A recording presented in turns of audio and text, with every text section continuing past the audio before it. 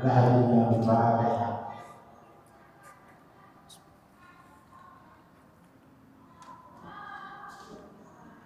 Terima kasih. Selanjutnya kami serahkan kepada yang menghormat Dr. Muhammad Syahid SPDI untuk menyampaikan kajian pada sore hari ini tentang puasa Ramadan sebagai salah satu penyakit kualitas hidup manusia. Dan akhir sampai dengan pukul 17.40. Terima kasih. Kami silakan Dr. Muhammad Syahid SPDI.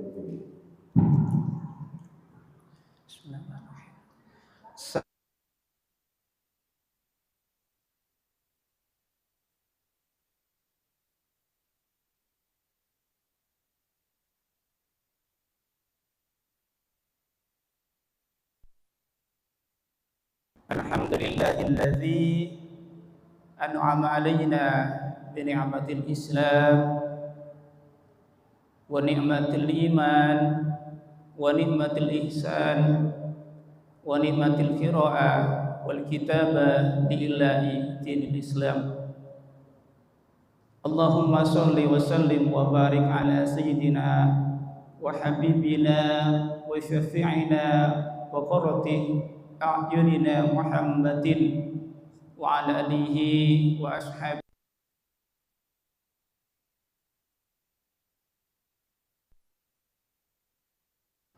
Yang saya hormati segenap pengurus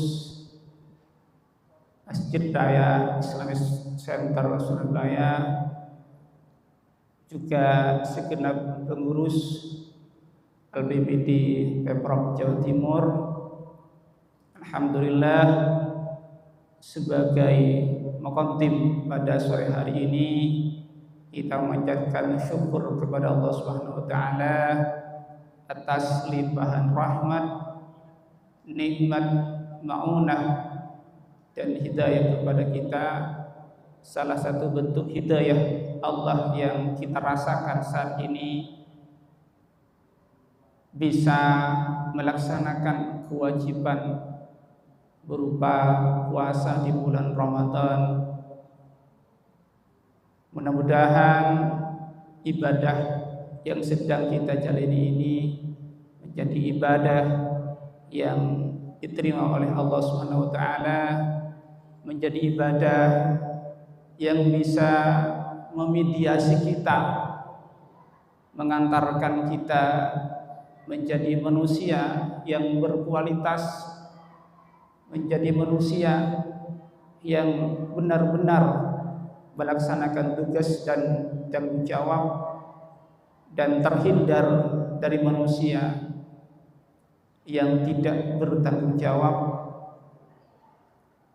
Salawat dan salam kita persembahkan, kita haturkan sebagai bentuk terima kasih kita kepada manusia agung Nabi Muhammad SAW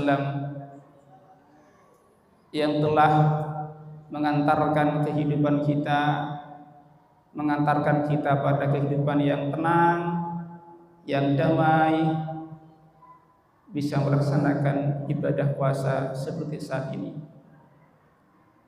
Alhamdulillah, sore ini saya akan menyampaikan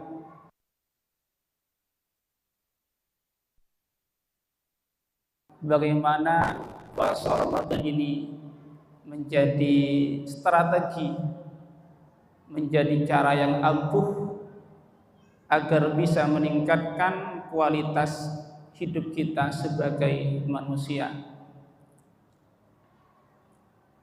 Manusia adalah salah satu makhluk Allah yang memang beda daripada makhluk lainnya.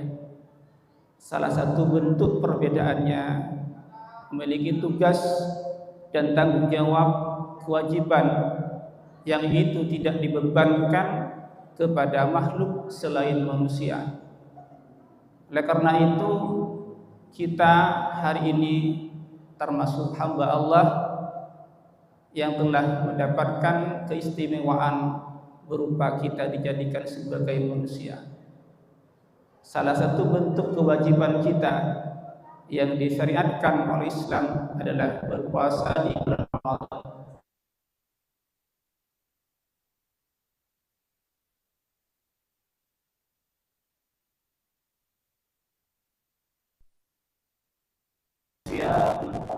Kama kutiba 'alal ladzina min qablikum la'allakum tattaqun. Jadi ayat ini jelas memerintahkan, mewajibkan kepada kita untuk berpuasa. Kutiba 'alaikumus syiyam, as-syiyam difarduhkan, diwajibkan atas kalian semua, as-syiyam melaksanakan puasa. Apa ending akhir dari ibadah ini? La'allakum tattaqun, agar kita menjadi manusia yang berkualitas, menjadi pribadi yang bermutu, memiliki personal branding yang baik, yang bisa diterima oleh kalangan masyarakat. Dan salah satu bentuk personal branding yang itu menentukan kualitas manusia adalah bertakwa. Takwa itu tidak datang secara instan, tidak datang secara tiba-tiba, dan tidak menghampiri semua manusia, tapi hanya hamba Allah yang menjadi orang yang bertakwa. Salah satu proses yang harus kita laksanakan agar menjadi manusia yang bertakwa adalah melaksanakan puasa di bulan Ramadan. Apa kira-kira hubungannya antara puasa dengan manusia? Dari ayat ini, as-syiyam itu adalah bentuk ibadah, di mana bentuk ibadah puasa ini beda dengan ibadah yang lain. Mari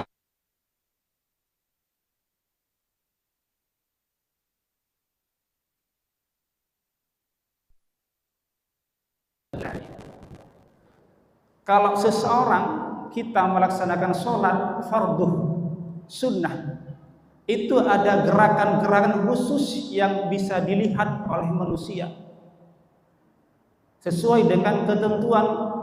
Ada rukun qauli, ada rukun fi'li. Ketika mau sholat diwajibkan diawali dengan takbiratul ihram, Allahu Akbar. Disunahkan mengangkat kedua tangan sejajar dengan bahu dan hati melafazkan niat sesuai dengan sholat yang dilaksanakan. Nah, itu jelas dalam sholat itu ada gerakan-gerakan yang bisa dilihat. Ketika ruku, ketika sujud, itu terlihat bahwa orang sedang melaksanakan sholat. Bahkan orang sholat itu yang semula halal dilaksanakan, maka ketika masuk sholat tidak halal lagi, tapi haram. Di luar sholat kita boleh makan, ketika dalam sholat kita tidak boleh makan, bahkan bisa membatalkan sholatnya. Perbandingan yang kedua, orang melaksanakan ibadah haji, ibadah umroh, itu membutuhkan perjalanan panjang, biaya operasional yang tinggi, dengan masa ketentuan. Itu terlihat bahwa orang itu sedang melaksanakan ibadah haji atau umroh. Kemudian ibadah puasa. Ibadah puasa tidak terikat dengan tempat. Kita melaksanakan ibadah puasa di mana saja. Bisa sambil ngantor, bisa sambil usaha, bisa sambil berdagang, dan bentuk aktivitas-aktivitas lainnya. Dan itu tidak terlihat bahwa orang sedang puasa, meskipun pada substansinya sedang puasa.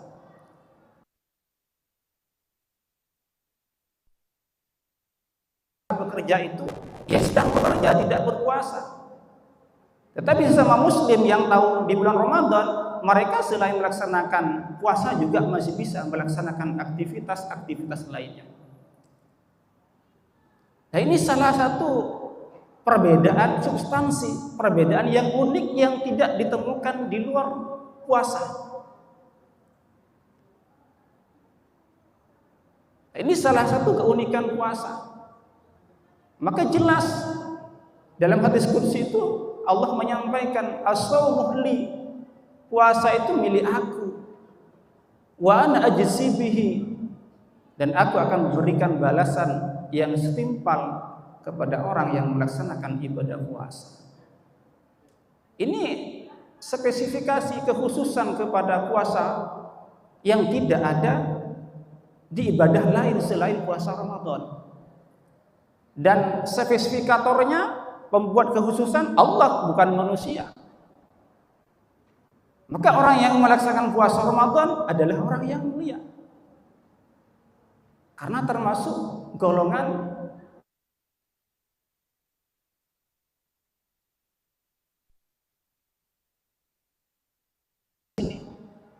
sambil duduk kita sedang melaksanakan kewajiban, sambil thalabul ilmi, sambil memperdalam ilmu tentang puasa, ilmu tentang takwa. Dan ini satu kali duduk ada macam rentetan ibadah yang dilaksanakan. Kita sedang melaksanakan puasa Ramadan dan kita juga sedang melaksanakan thalabul ilmi.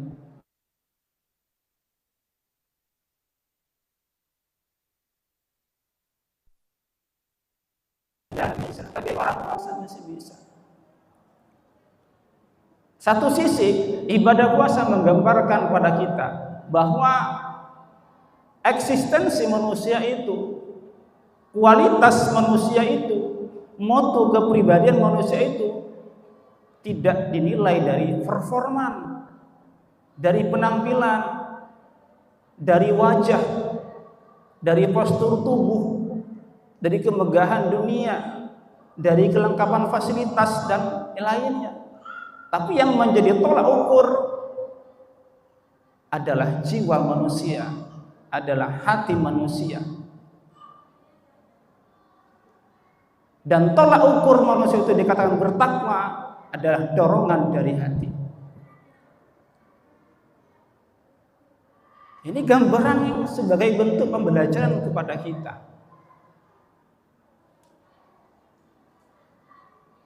Inilah esensi takwa. Lah kenapa ada kaitan erat antara puasa dengan kualitas manusia? Manusia ini kan ada dua unsur, sebagaimana dijelaskan oleh Imam Al-Ghazali. Manusia terdiri dua unsur, ada unsur jasmaniyah, ada unsur ruhaniyah. Unsur jasmaniyah, organ tubuh kita, kepala kita, mata kita, hidung kita, tangan kita, semua struktur tubuh itu masuk unsur jasmaniyah, unsur fisik. Unsur yang kedua, unsur rohaniyah. Apa itu? Jiwa kita yang menjadi kekuatan seseorang dalam melaksanakan rutinitas.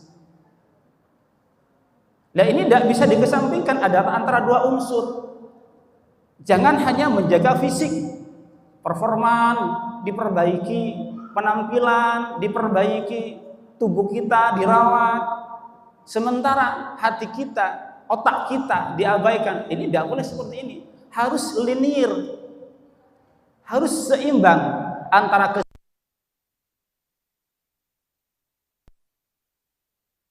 dengan kesehatan tubuh. Jadi keseimbangan itu butuh.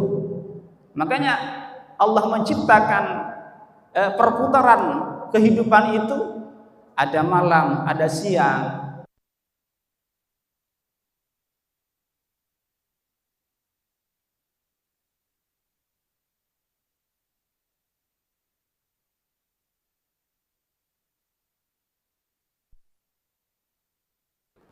Pertama yang menjadi tolak ukur adalah jiwa manusia, hati manusia. Orang sampai pada la'allakum tattaqun, menjadi orang yang muttaqin, menjadi orang yang bertakwa, kalau hati itu terjaga, jiwa itu terkontrol.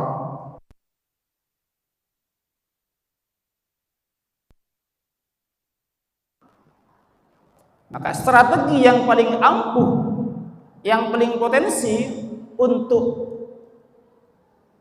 menjaga, mengontrol jiwa itu adalah puasa, terutama puasa Ramadan.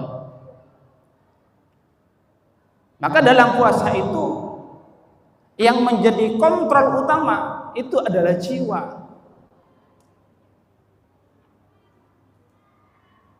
Orang bisa menahan diri, tidak melakukan hal-hal yang membatalkan puasa, itu juga kontrol dari jiwa. Orang juga bisa menahan diri, tidak ghibah, tidak zalim, tidak hasud, juga karena kontrol dari jiwa.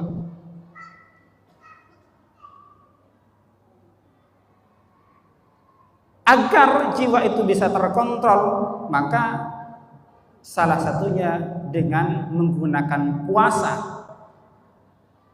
Berarti dari sekilas deskripsi ini, puasa selain sebagai kewajiban kepada kita umat muslim, puasa menjadi sebagai alat, sebagai media.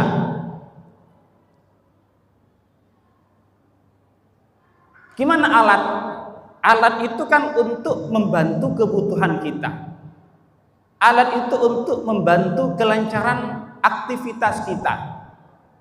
Alat itu untuk membantu tujuan hidup kita, dan dari alat itu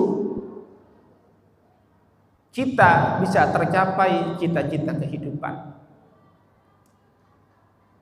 Bagaimana merawat agar alat itu bisa optimal, bisa berfungsi sebagaimana mestinya? Maka kualitas alat itu juga harus dijaga. Sebagai contoh, kita melaksanakan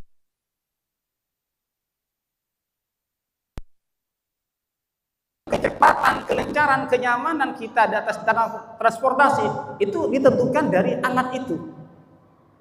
Beda orang naik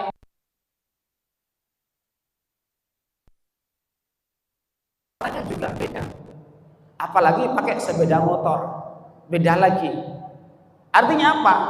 Kualitas alat itu menentukan kenyamanan, kecepatan, kebutuhan hidup kita. Semakin bagus alat itu, maka semakin tinggi perannya. Semakin dirawat alat itu, maka semakin dirasa fungsinya. Begitulah juga dengan puasa. Kalau puasa ini kita jadikan sebagai alat untuk mengantarkan cita-cita hidup kita,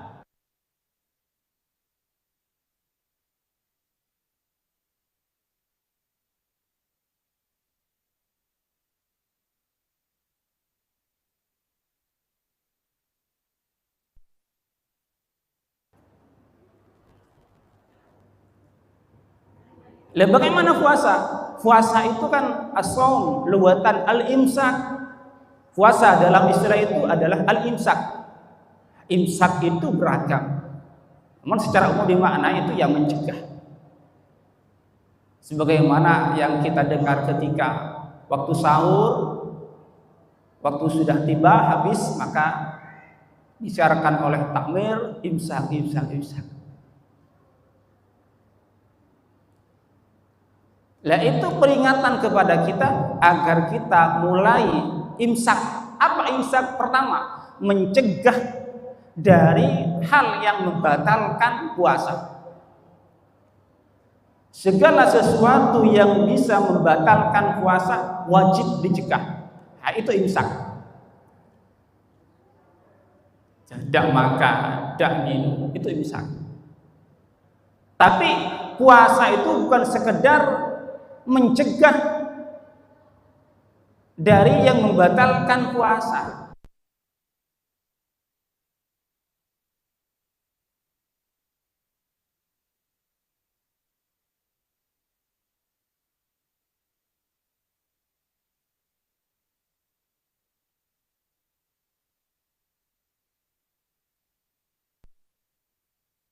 Sehingga as-shaimun itu orang-orang yang berpuasa juga ada klasifikasinya, ada kelasnya.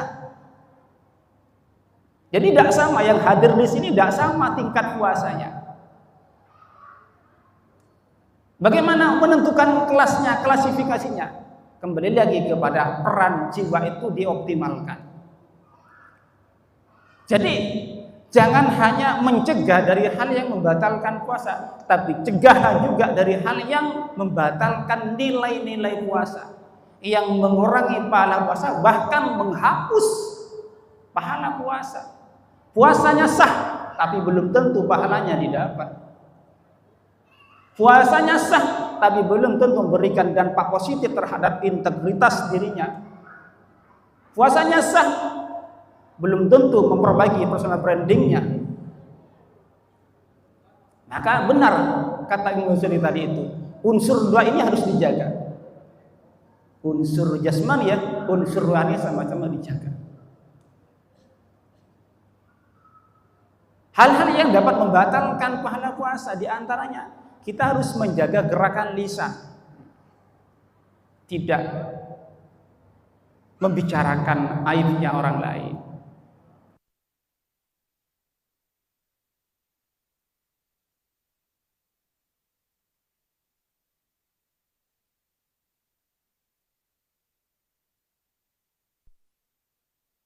Kekerasan melalui bahasa.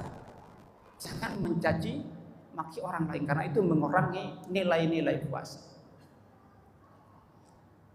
Nah, dalam perkembangannya, peran lisan ini sesuai dengan perkembangan yang kita rasakan saat ini sudah berkembang pesat. Kalau dulu kita bicara secara empat mata, tatap muka. Sekarang kita bicara sudah melalui ini, online di sini. Komentar kita, komentar netizen kepada penulis medsos dan sebagainya, itu bagian lisan. Jadi kalau kita mengomentari siapapun di medsos dan itu mengandung ghibah, mengandung hasud dan sebagainya,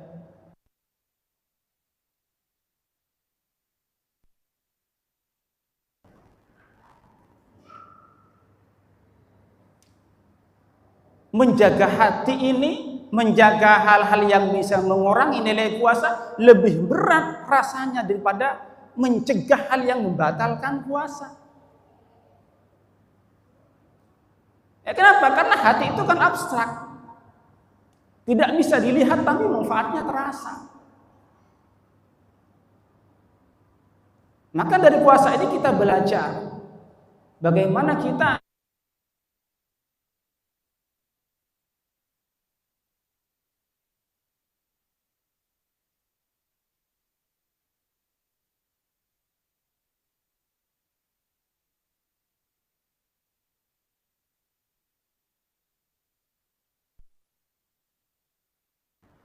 karena kata-kata yang kotor itu yang akan menimbulkan konflik, yang akan menimbulkan ketidaktenangan, ketidaknyamanan. Oleh karena itu, orang berpuasa butuh merawat, melatih, membimbing jiwanya. Apa yang kita latih? Hati kita. Karena apa? Karena gerakan-gerakan tubuh itu semuanya terkontrol dari hati. Tangan kita mengambil Al-Quran untuk tadarus itu karena ada pancaran ilahiyah yang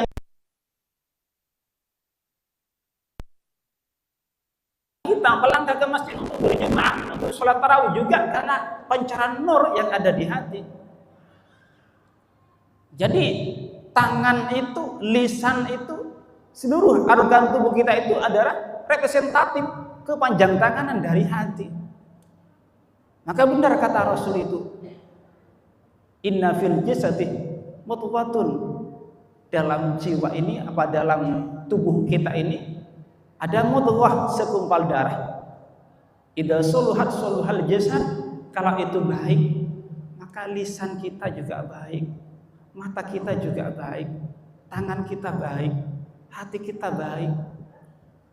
Tetapi wa idza fasadat, ketika hati itu tidak terkontrol,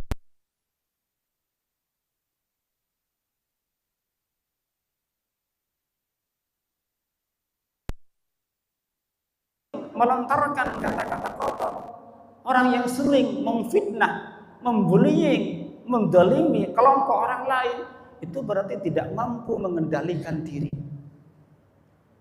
tidak mampu mempuasakan jiwa. Padahal puasa itu hakikatnya mempuasakan diri. Dan ini bukan hanya terjadi puasa di bulan Ramadan. Kita nanti juga berpuasa di bulan Ramadan. Dalam konteks puasa apa? Konteks menjaga hati, mengontrol hati, membimbing hati, tetap dalam keadaan berpuasa.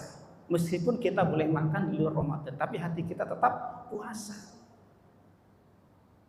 Dipuasakan dari hal-hal yang tidak konstruktif, hal-hal yang tidak membangun.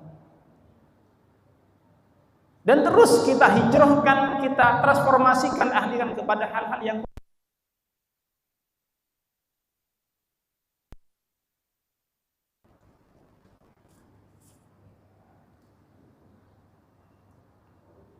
itulah esensi puasa. Jadi esensi puasa itu adalah mengendalikan diri, mengontrol diri, membimbing diri.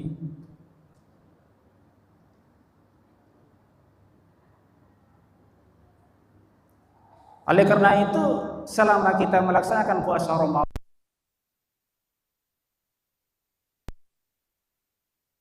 memaksakan diri menjadi orang yang baik. Meskipun kita malas melakukan kebaikan, tapi memang sewaktu itu kita harus paksa diri sendiri untuk melakukan kebaikan, karena itu bagian daripada jihad, bagian daripada memerangi diri sendiri. Kenapa demikian? Karena jiwa itu kan cenderung ego, cenderung egois. Jiwa itu sering menantang terhadap peraturan. Makanya orang itu lebih senang melakukan kejelekan daripada kebaikan. Kenapa? Karena nafsu yang mengajak ke sana. Kita diajak oleh nafsu ke sana. Maka tugas kita dari puasa ini adalah melakukan kendali diri. Jangan sampai lepas kontrol. Ini esensi puasa. Mempuasakan mata, tidak melihat hal yang dilarang oleh Islam, dilarang oleh agama. Mempuasakan telinga, tidak diperdengarkan kepada pendengar yang itu mengandung hal-hal yang negatif. Dan sering melakukan iqra'.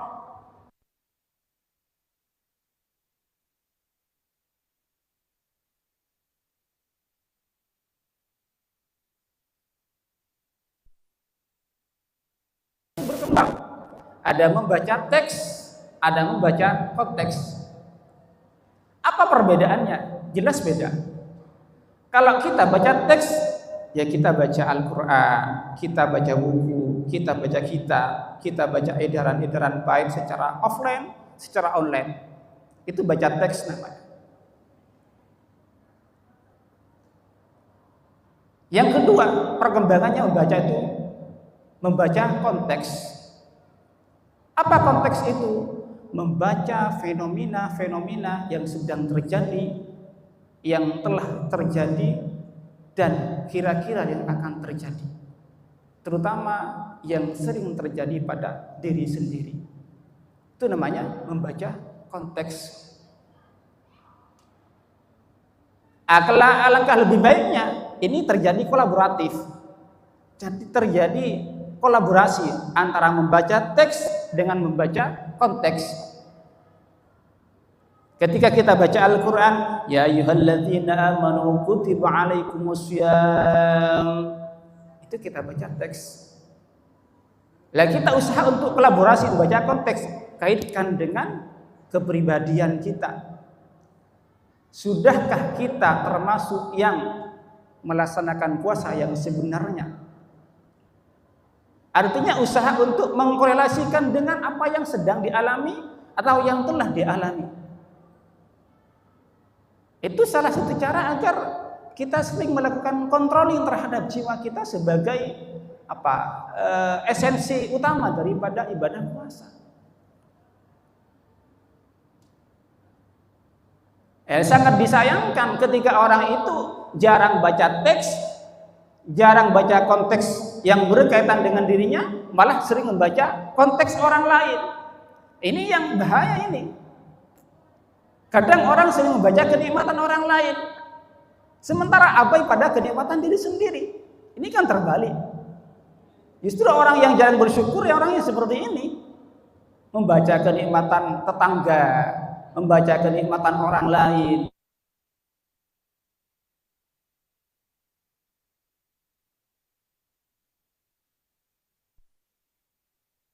Disampaikan oleh Profesor Dr. Farid Shihab dalam buku beliau tentang membumikan Al-Quran itu, bahwa salah satu pemicu utama orang itu memiliki sifat hasud, orang memiliki sifat dengki,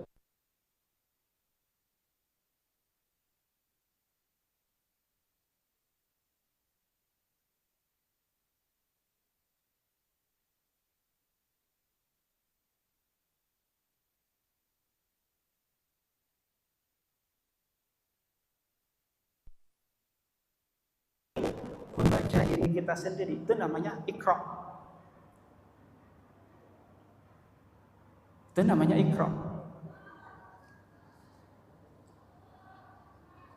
Dan orang yang sering membaca diri sendiri terhadap kekurangan, hal yang sudah menjadi potensi, hal yang masih perlu direvisi, diperbaiki, itu akan menjadi pendorong untuk menjadi pribadi yang semakin baik, memiliki personal branding yang semakin diterima oleh kalangan masyarakat, integritasnya semakin tinggi.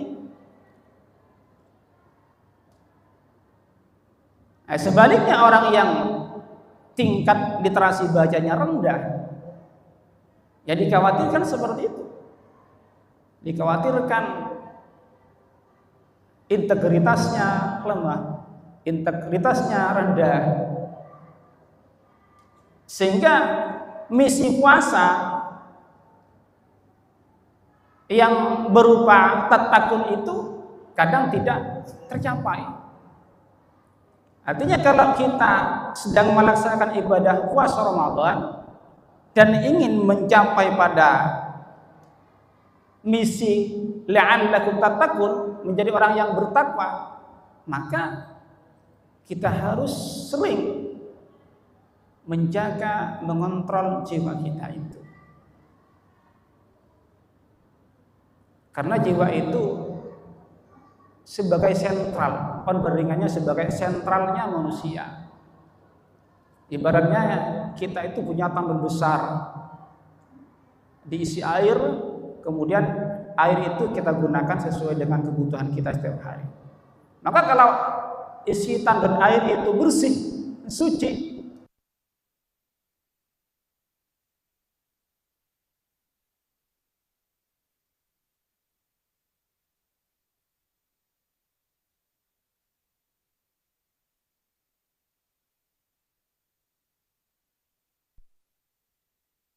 oleh karena itu, saat kita melakukan puasa, mempuasakan diri, mempuasakan rohani kita, mempuasakan jasmani kita, kita butuh kesabaran, kita butuh ketekunan, kita butuh latihan. Dan orang yang sabar itu pahalanya tak terhingga, pahalanya tinggi. Innama yuwaffas sabiruna ajruhum bighairi hisab, kata Allah. Jadi Allah menyempurnakan, melipat gandakan orang yang memiliki kesabaran bighairi hisab, tanpa terhitung, saking banyaknya.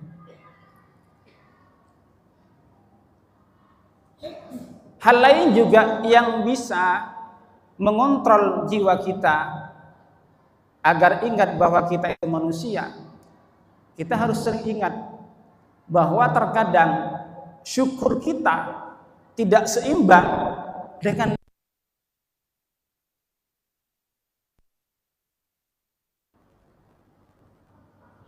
tidak seimbang.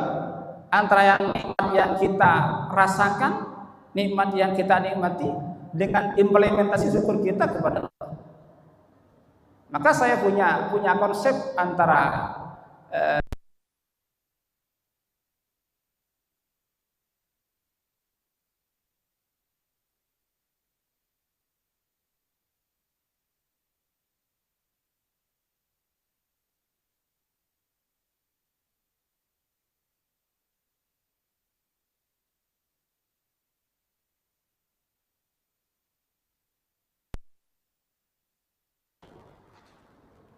ada salah satu kitab yang mengatakan bahwa makna dari Rabbul Alamin itu adalah Allah khaliqul khalqi. Allah menciptakan makhluk. Selain khaliqul khalqi, warazikuhum. Allah memberikan rizki, menjamin rizki makhluknya. Makanya kata Profesor Dr. Buya Hamka itu, ketika Allah sudah selesai menciptakan makhluk termasuk manusia, maka tidak ditinggalkan begitu saja. Tapi apa? Seluruh kebutuhannya, fasilitasnya, keinginannya, cita-citanya ditanggung semuanya oleh Allah, dipenuhi semuanya oleh Allah.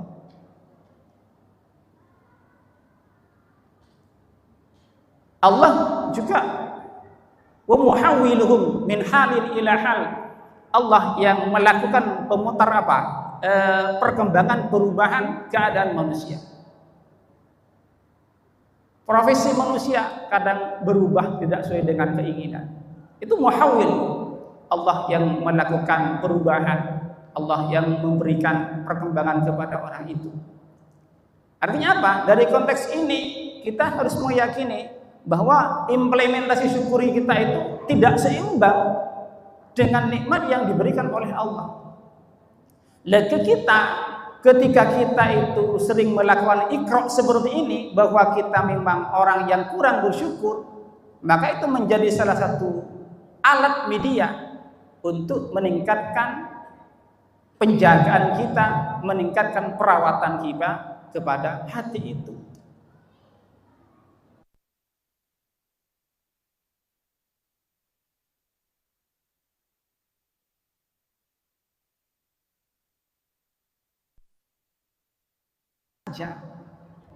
Maka nanti yang disiksa itu bukan fisiknya, tapi ruhnya yang disiksa.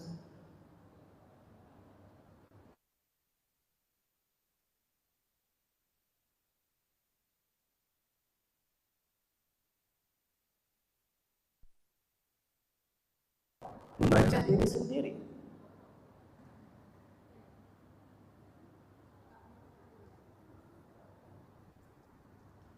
Oleh karena itu, orientasi utama daripada puasa Ramadan itu adalah menjadikan kita itu manusia yang betul-betul bertakwa, muttaqin. Sebagaimana tadi saya katakan bahwa kualitas puasa kita ini juga ada klasifikasinya, ada kelasnya. Ada kelas orang berpuasa hanya sah puasanya, tapi tidak mendapatkan nilai-nilai yang terkandung dalam puasa.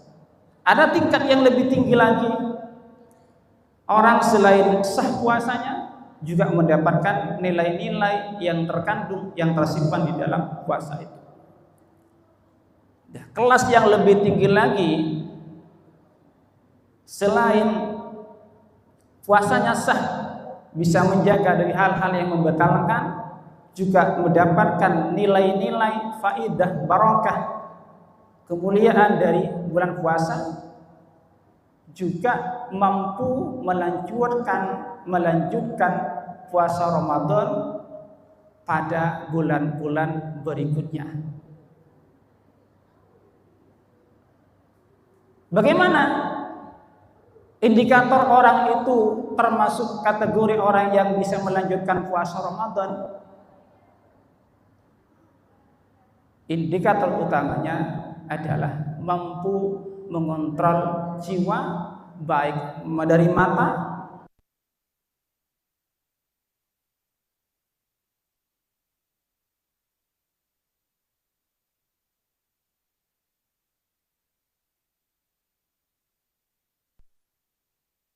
Karena itu, sebagaimana yang saya sampaikan tadi, bahwa puasa ini sebagai alat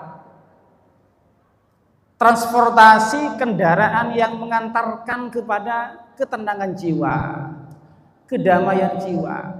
Itu namanya la'allakum tattaqun. Karena orang yang bertakwa itu ciri-cirinya orang tenang, damai, tidak mudah terusik dengan perkara-perkara orang lain. Itu indikator orang yang bertakwa. Nah, ini ending akhir dari puasa.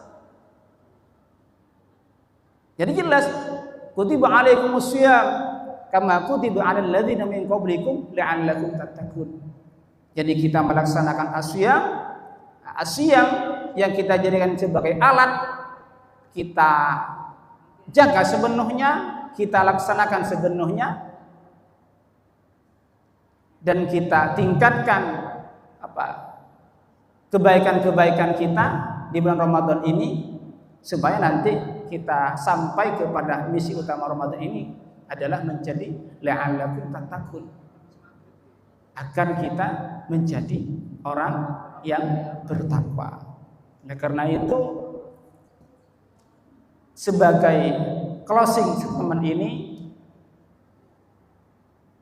cara yang paling efektif dan memiliki potensi besar di dalam mendatangkan ketenangan hati, kedamaian, kebahagiaan, dan meningkatkan kualitas hidup, meningkatkan personal branding kita adalah puasa. Puasa di bulan Ramadan, dan kita usaha nanti melanjutkan puasa jiwa di luar bulan Ramadan. Demikian kajian pembahasan tentang buka puasa ini.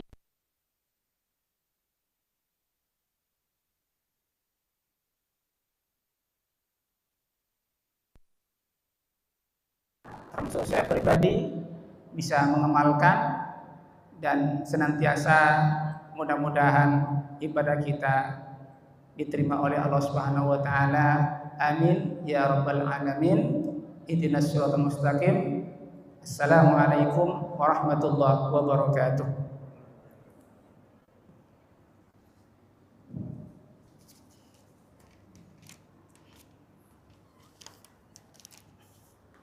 Terima kasih.